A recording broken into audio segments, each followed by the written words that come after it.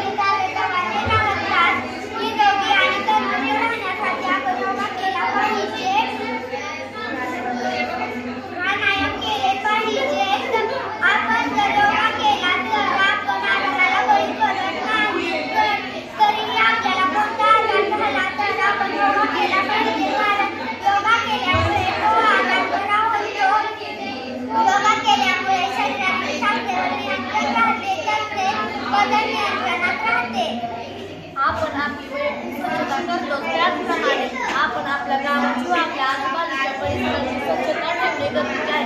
जर आपण आपल्या गावाची व आपल्या आजूबाजूच्या परिसराची स्वच्छता ठेवली तर आपल्याला कोणताही रोग होत नाही. आपण निरोगी व स्वस्थ राहतो. आपण नियमितपणे स्वच्छतागृहाचा वापर केला पाहिजे. आपण उघड्यावर शौचास टाळले पाहिजे. ओला कचरा, सुका कचरा, प्लास्टिक ई कचरा आपण वेगवेगळा साठवला पाहिजे. त्याचप्रमाणे आपण आपल्या परिसरात औषधी वनस्पती लावल्या पाहिजेत. कारण की आपण जर आपल्या परिसरात औषधी वनस्पती लावल्या तर आपल्याला औषधी वनस्पतीवर आपल्या शरीराला औषधी वनस्पती उपयुक्त असतात.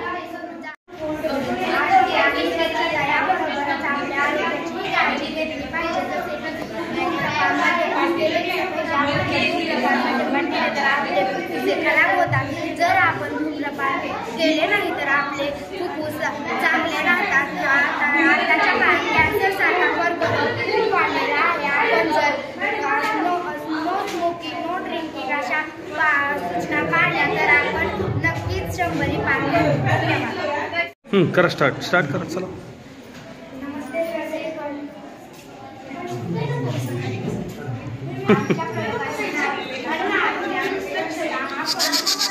अन्न आरोग्य आणि स्वच्छता ही एक आपली मूलभूत गरज आहे. आपण दिवसभरात जे अन्नपदार्थ खातो त्याला संतुलित आहार किंवा आहार असे म्हणतात.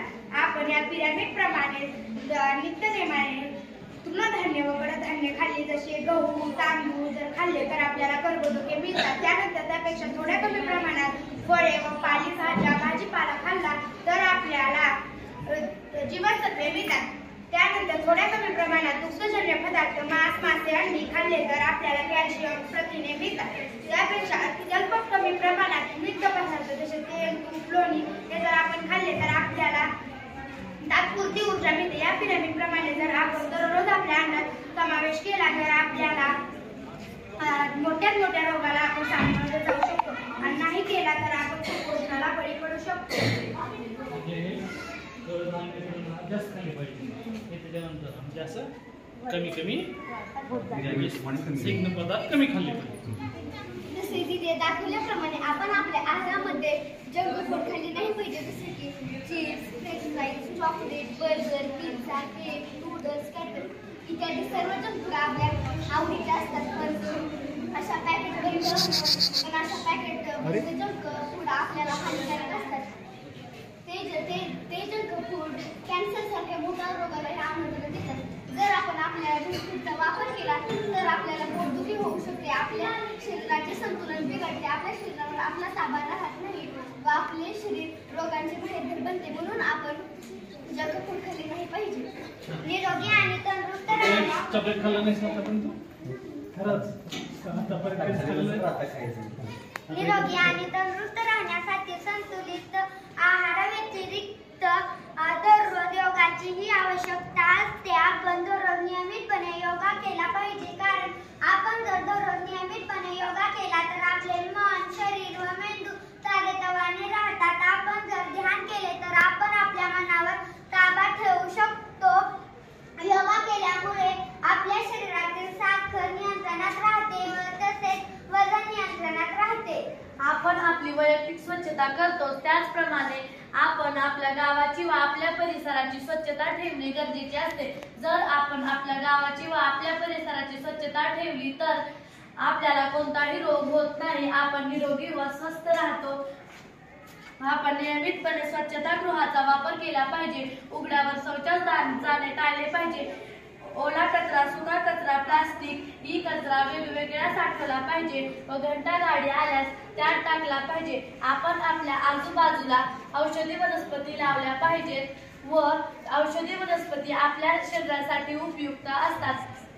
आता आपण जंक फूड, आरोग्य आणि स्वच्छता याबरोबरच आपण धूम्रपान करू नये, मद्यपान करू नये, कारण आपण जर ते केले तर आपले फुफ्फुसे खराब होतात, नाही केले तर असे तंदुरुस्त राहतात.